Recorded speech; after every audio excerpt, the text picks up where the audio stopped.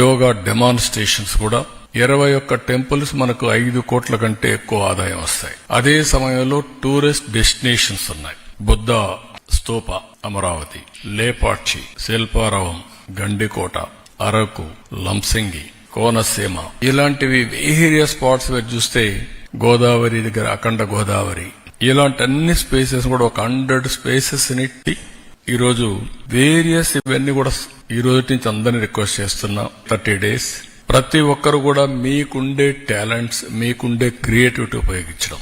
కొంతమంది సాంగ్స్ బ్రహ్మాండంగా రాస్తారు, పోటీలు పెడతాం. కొంతమంది పెయింటింగ్స్ బాగా వేస్తారు యోగాలో, వాళ్ళకి ఇది పెడతాం.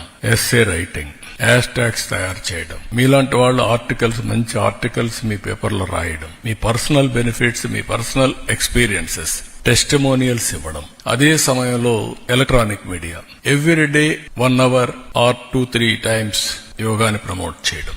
మీరు క్యాప్టివ్ ఆడియన్స్ తయారు చేసి వాళ్ళ ద్వారా వాళ్ళు ప్రాక్టీస్ చేసే పరిస్థితిలో మీ ఆడియన్స్ కి మీరు చేయడం. మీరిచ్చే గిఫ్ట్ ఇది. ప్రధానమంత్రి గారు ప్రపంచం మొత్తం యోగాని ప్రమోట్ చేయాలని ఆలోచించినప్పుడు మనందరికీ ఆ బాధ్యత ఉంది.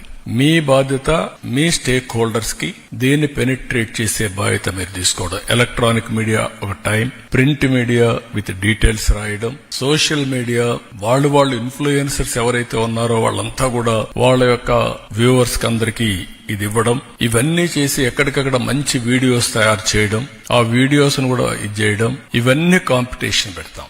బెస్ట్ కంటెంట్ ని, బెస్ట్ బెనిఫిట్స్ ని రాబోయే రోజుల్లో ప్రజలకు అందజేస్తాం. అది టెక్స్ట్ బుక్స్ కావచ్చు, పెయింటింగ్స్ కావచ్చు, సాంగ్స్ కావచ్చు, వీడియోస్ కావచ్చు, ఇలాంటివన్నీ కూడా తయారు చేసి ఎక్కడికక్కడ అందించే బాధ్యత తీసుకుంటాం. అదే మరి వీళ్ళు బెస్ట్ కాంపిటీషన్ లో ఇదైన వాళ్ళందరినీ విశాఖపట్నం కూడా తీసుకొస్తాం. ప్రధానమంత్రితో ఆ రోజు ముందు వరుసలో పెట్టి వీళ్ళందరినీ చేపించే పరిస్థితి తీసుకొస్తాం. అంటే వాళ్ళు కూడా ఆ ఈవెంట్ లో భాగస్వామ్యం చేస్తాం.